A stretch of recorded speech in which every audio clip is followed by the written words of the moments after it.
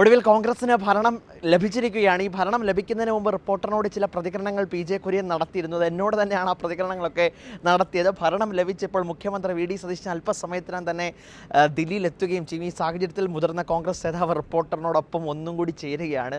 അന്ന് പറഞ്ഞിരുന്നു ഒരു മുഖ്യമന്ത്രി വരുമെന്നും തനിക്ക് ആഗ്രഹമുള്ള മുഖ്യമന്ത്രിയാണ്. ആ ആഗ്രഹിച്ച മുഖ്യമന്ത്രി തന്നെയാണോ ഇപ്പോൾ വന്നിരിക്കുന്നത്?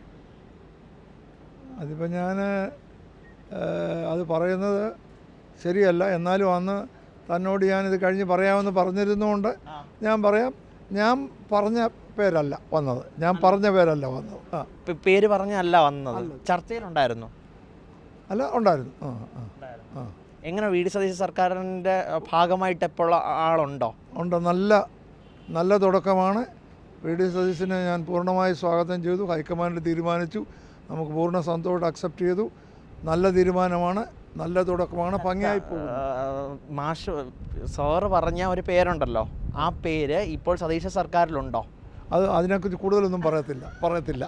പിന്നെ ഒരു കാര്യം കൂടെ, ഈ KV തോമസ് ദില്ലിയിലെ സർക്കാർ പ്രതിനിധി സ്ഥാനം ഒഴിഞ്ഞല്ലോ, പകരം സാറ് അതിനകത്ത് വരുന്നു എന്നുള്ളൊരു കഥയൊക്കെ ഉണ്ട്. അതൊക്കെ റൂമറാ, അങ്ങനെയുള്ള കാര്യമൊന്നുമില്ല.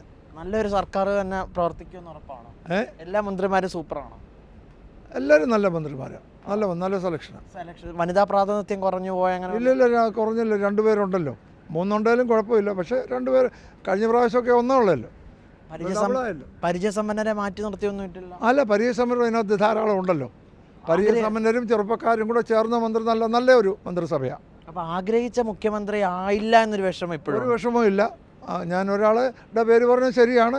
അതുകൊണ്ട് പക്ഷേ ഞാൻ അന്നേ പറഞ്ഞു 3 പേരും യോഗ്യരാണെന്ന്. അതിനകത്ത് ഒരാളും അയോഗ്യരില്ലായിരുന്നു. ഇപ്പോൾ യോഗ്യനായ ആൾ തന്നെ ആക്കി. ഒരു പ്രശ്നവുമില്ല.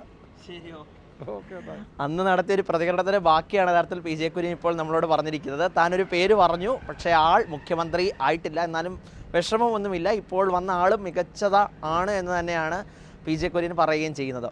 വീഡിയോ ജേർണലിസ്റ്റ് അതുൽ ചന്ദ്രനൊപ്പം reporter YS Abhinandin, reporter Delhi.